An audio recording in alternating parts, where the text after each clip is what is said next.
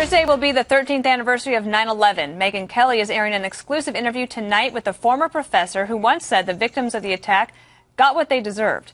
You remember Ward Churchill. How does he feel now? You yourself poured salt in the wounds of the victims of 9/11 and their families. So how can you claim the moral high ground when it comes to causing pain, causing destruction, when you, at the most vulnerable moment, did the very same thing to them? Which is exactly the point again. This is done day in, day out. You're pointing to somebody else. I'm talking about you, Professor. Take responsibility for your own actions. My responsibility is to do exactly what I did, which is show you what it feels like. If you're too dense to get it, okay.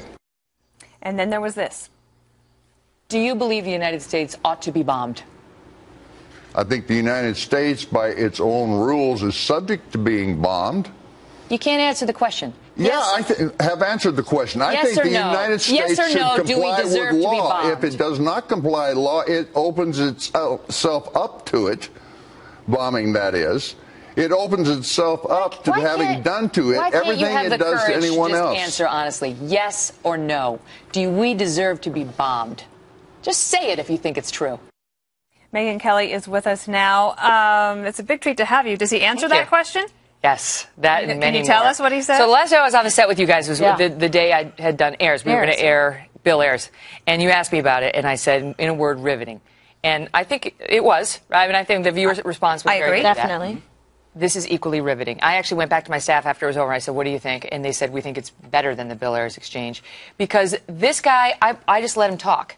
And you have a window, not into just how Ward Churchill feels, but this is a window into the far, far left of America. I mean, the radical left of America. And the thing that's so amazing about Ward Churchill is he was a professor at the University of Colorado for decades. It's not like this weird thing where he got a year in. For decades, a tenured, respected professor. And in doing research for this segment, I realized he is not alone. There are professors at several major universities in this country that feel as Ward Churchill does about the United States of America, about how anything bad that happens to us and civilians is the chickens coming home to roost, as Reverend Wright and Ward Churchill famously put it.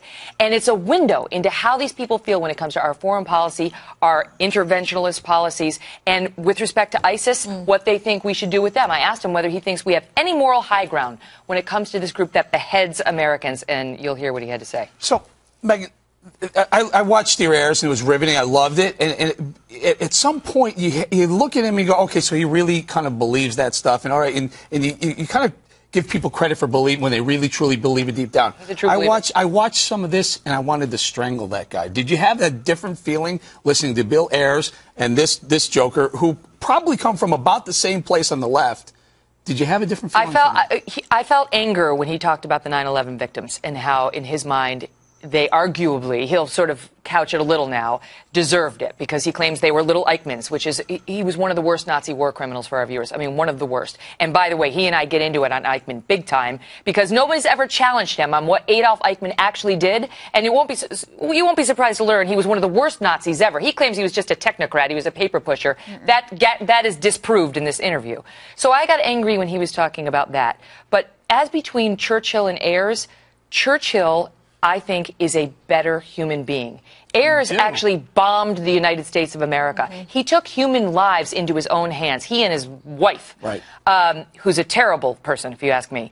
But Churchill is just, he's an anarchist. He sees the world in this way. And he is not alone. He's not the only one. He hurt people with his words and his views, but he didn't try to physically hurt people. Physical action. That's not, I think one of the advantages of this is that you do expose those people who have every right in the world to say what they want to say. Correct. As long as they don't go through with it. And it may be painful for the families. It is, obviously. For Eric, it's painful, but it's a good idea, I think, for people to recognize that anarchy is a practiced political form in this country. It is not one or two single people. It is larger than that. Yeah. It's larger than the campuses. I have known these people for a long time, and they have every right in the world to say it. The difference is they don't have every right to fulfill their destiny. But besides aging terribly, Ward Churchill, I was wondering if he changed it all from when he was on the scene a few years ago. Has anything changed, being that technically he's out of a job, he's kept suing, didn't get his appeals? No, so he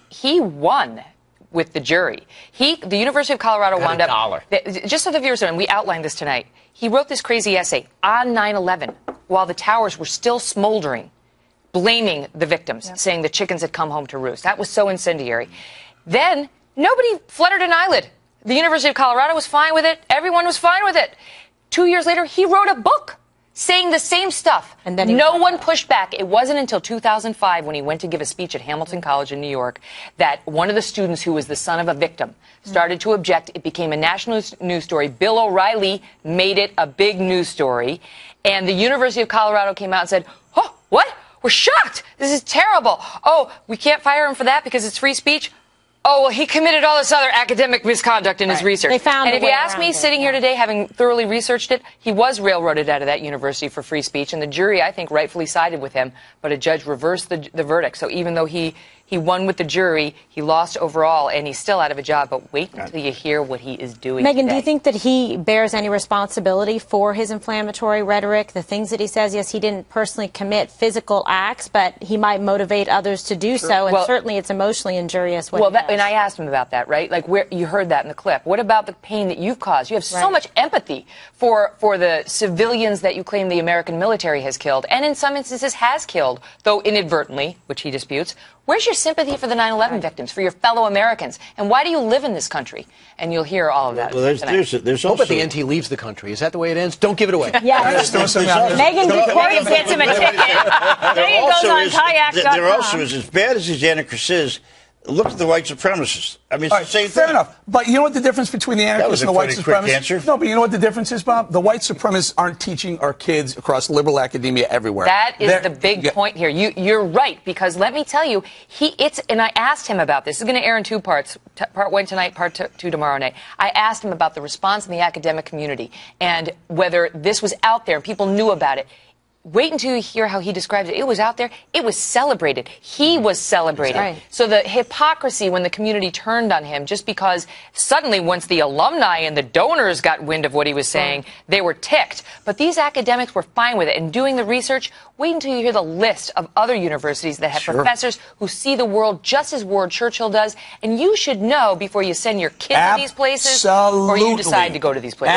Expose them all. Bob, where's your daughter? And also, the University of Colorado Boulder, but that's not the point. I would suggest that the white supremacists impact much more on kids who are not very smart in high schools, and that's where they work. The thing is, you don't talk about it, do you? The classroom, they have a captive audience. They want grades. They listen. They look up to the Can we do that as a segment tomorrow? Bob, that's like a bizarre, perverse defense of Ward Churchill. I'm not giving him a defense. See, that's the problem. When you say something like that, that's what irritates me. You're like talking about this white supremacist in prison. Megyn, I'm so glad you could come and get. You got the authentic 5 experience. Thank you. Thank you for having me. Hopefully I'm over this by 9. Don't forget to watch part 1 of her exclusive interview. It airs tonight at 9 p.m.